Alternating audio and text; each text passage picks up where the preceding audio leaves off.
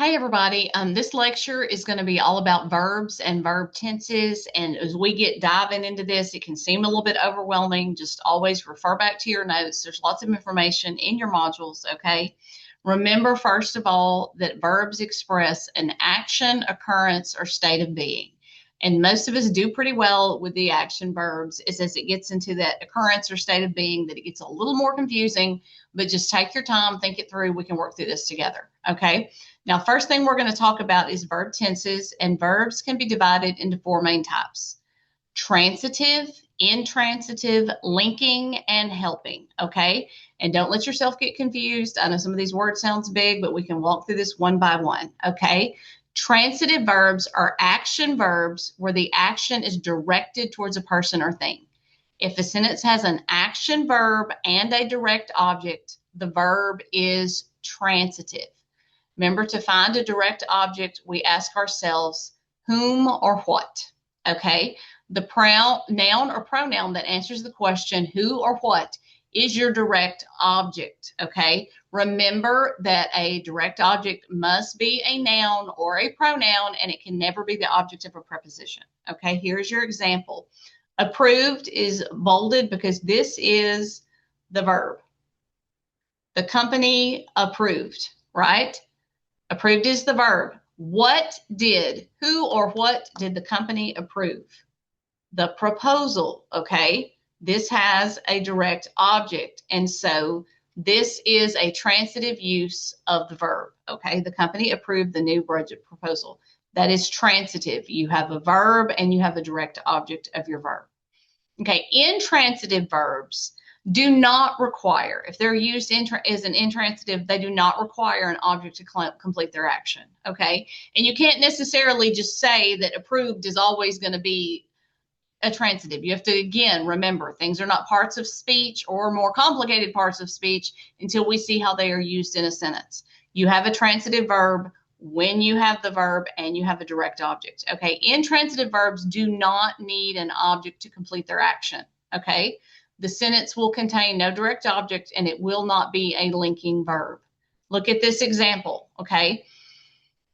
The book has lain. Has lain here is your verb.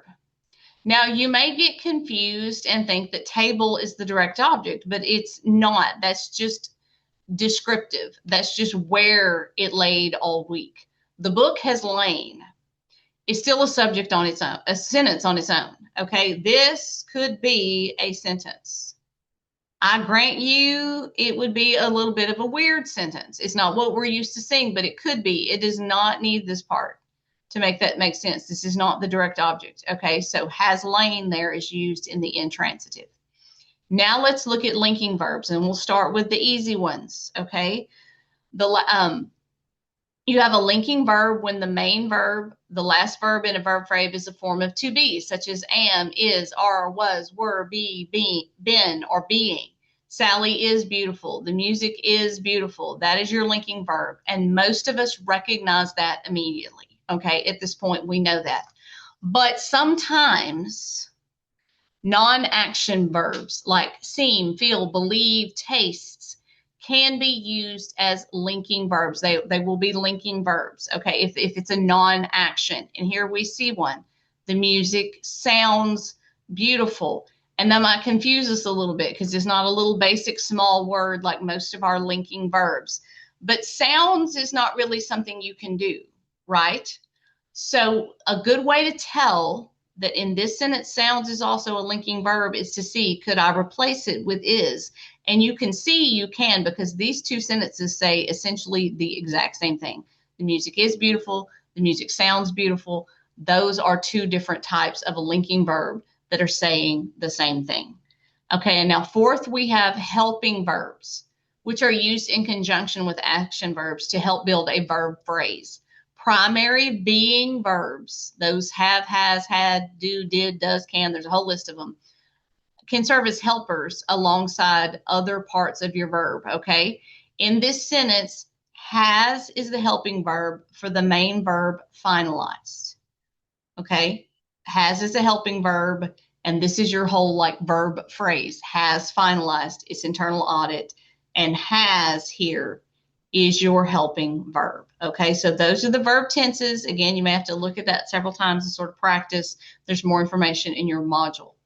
Okay, now we need to look at verb voice because this is really important in business writing. Okay, in the active voice, the subject explicitly performs the action. You see the boy hit the ball. It's very direct. Active voice is preferred in business writing because it is direct, clear, and concise. The boy hit the ball. Business writing is not a place for pretty, flowery language. It's better to be direct. I had to learn this one. I took a business writing class at a higher level as part of my bachelor's. And she came back and told me, she said, you need to rewrite this. You write beautifully. You write like you're writing novels, but this is business writing, direct. Use active voice. Passive voice is where the subject is acted upon. Okay, here the boy hit the ball. But in this sentence, we have reversed the subject and the predicate. We are starting with the ball as the subject. It's the main part of the sentence. Was hit by the boy. We use passive voice strategically, okay? Sometimes we do use it strategically in business when we want to soften harsh news. Like if you're sending a collection letter or policy enforcement letters, instead of saying, you people broke this rule, which is very direct and might come across as harsh, you might say, this rule was broken by several employees. It says the same thing. It seems a little softer, but again, passive voice is only used in business writing very intentionally to soften something that you are intentionally attempting to soften, okay? Now let's look at verb mood. Verbs can express mood. They reflect the manner or attitude of the speaker. Indicative mood states facts or asks questions. I am tired today. That is stating a fact. I am tired today. Imperative mood issues a command. We're right here. Imperative mood. Close the door. Now, close the door starts with a verb, right? But this is still a complete sentence because the you in an imperative sentence is always understood. If I'm looking at you and say, close the door, I don't need to say, you close the door. Now, I should probably say, please, right? But imperative mood, this is an example of it. It issues a command, request, or direction, okay? Subjunctive mood is a trickier one, okay? It is used to express a wish, a supposition, conditions that are contrary to fact, an impossible condition, or clauses following specific demand recommendation verbs. And that is a long definition of subjunctive verb mood. But it's when you see phrases like, if I may be so bold, right? You're trying to say something gently, maybe without saying it so directly. If it were my car, like I'm not going to imperatively use imperative mood to say, take it to the shop. Because it's not my business. It's not my car. But I'm going to say, if it were my car making that noise, I would take it to the shop. That's the subjunctive mood. I recommend he see a doctor. I can't tell you about your child, take that baby to the doctor, unless you were my child, and then I have been known to do it. But I recommend he see a doctor. That kind of thing is subjunctive mood. It's a little bit more tricky, but you can get it.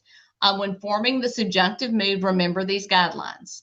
Substitute be for am, are, if I may be so bold, okay? Substitute were for was, if it were my car, or I wish I were a millionaire. Drop the S from third person singular verbs in the present tense, okay? That's more complicated, but I recommend that he see a doctor instead of sees, right? Here you don't have an S. I recommend like if you put that here, that he sees a doctor. You don't put the S there. I recommend that he see a doctor. That type of thing is used in subjunctive mood. It is a little more complicated, but you can get more help on it online if you need it, or contact me and we'll work through some more of it together, okay? Sometimes a verb form is drafted to act as a noun, an adjective, or an adverb, and we call these verbals. And there are three types you need to learn to recognize.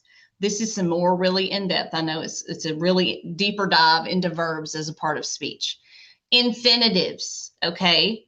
They are formed by adding to a verb. That is the easiest way to recognize them. The general professional rule is do not split an infinitive, meaning you shouldn't sandwich an adverb between to and the verb. You see here that the phrase to postpone is the infinitive. It is acting as the direct object of decided. See, decided is your verb. And your infinitive is to postpone, because what did they decide? The direct object they decided to postpone. That is a verbal used as an infinitive, okay? Gerunds are verb forms that end in ing and are used as a noun. They act as a noun. Updating, you would often consider that a verb. But in this sentence, this is a gerund. Updating, it is a verb with an ing that is acting as a noun, because updating is what this sentence is about. You see, a gerund is the noun subject of the sentence, okay? Now, participles look the same, but they're acting differently.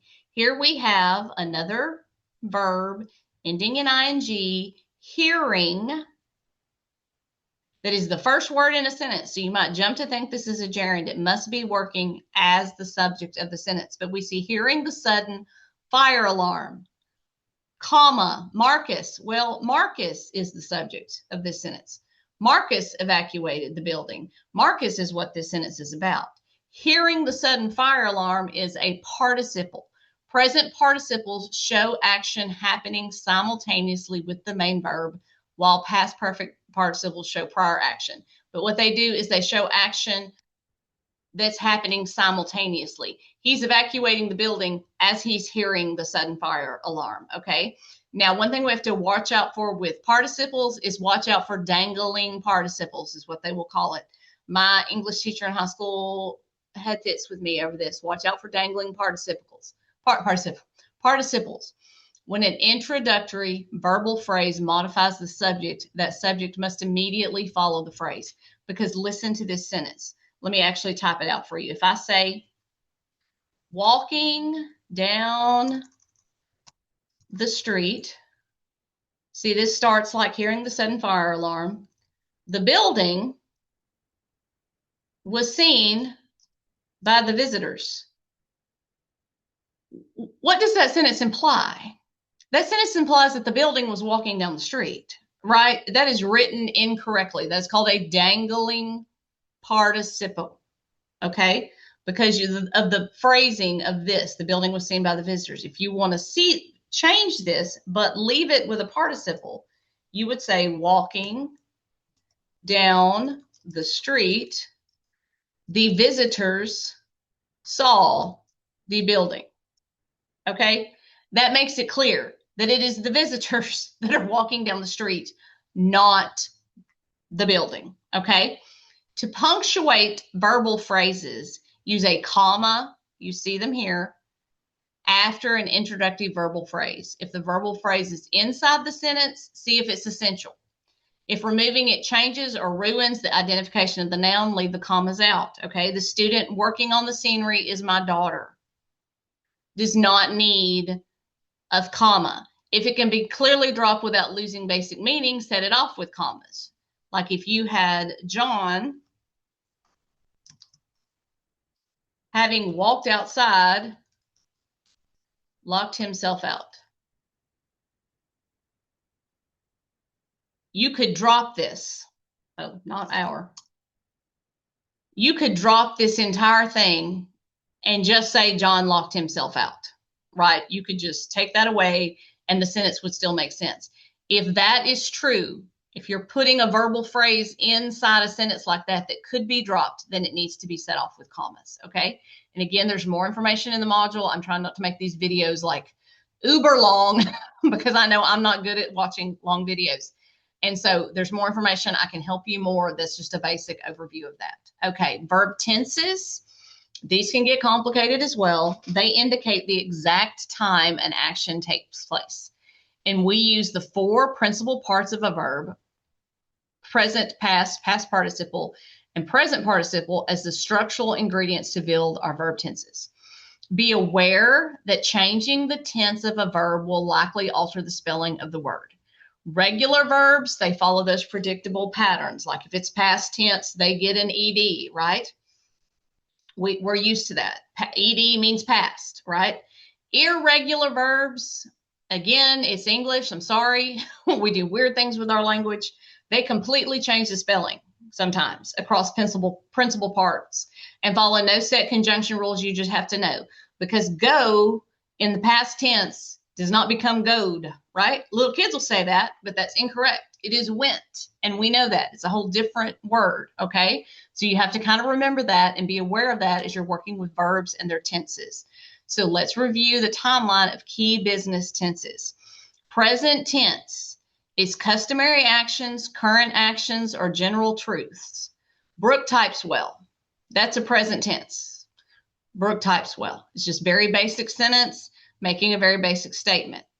Past tense is actions that are fully completed. They are done. They are finished. They are in the past. Brooke typed the paper, right? It's done. Brooke may type again because Brooke types well, right? But she typed the paper. That paper is typed. It is done. It is over. It is past tense. Future tense is an action that will happen in an indefinite time ahead. Brooke will type the paper, right? She's got another paper. She's got to type it. She will type it in the future. And these first three, those are pretty basic. We pretty well understand that. We learned that in elementary school and we get it. You get to these others, it gets a little more complicated and a little harder to keep separated, okay? Present perfect started in the past, but is still continuing or relevant now. Usually you'll see have or has plus a past participle.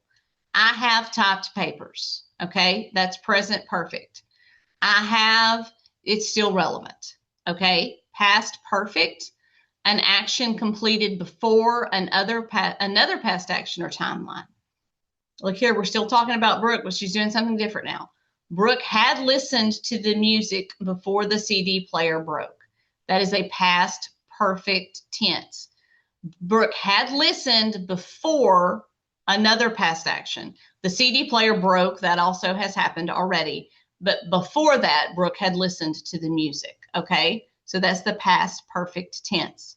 Future perfect is an action that will be completed by a definite, specific target time in the future. It's different than future tense. Future tense, we just say Brooke will type the paper. We don't say when. This says, I will have listened to the tape by tonight. It gives a very specific when this is happening, and that makes it future perfect tense. Okay, guys, I know this can be a little bit confusing. You do have your practice quizzes that line up pretty closely with your actual quiz, so you can make sure you know what's going to show up on your quiz. If you have any questions, reach out. There's lots more information in your module to help you with that. Don't hesitate, as always, to reach out if you need anything else. Good luck, and I'll see you in the next video.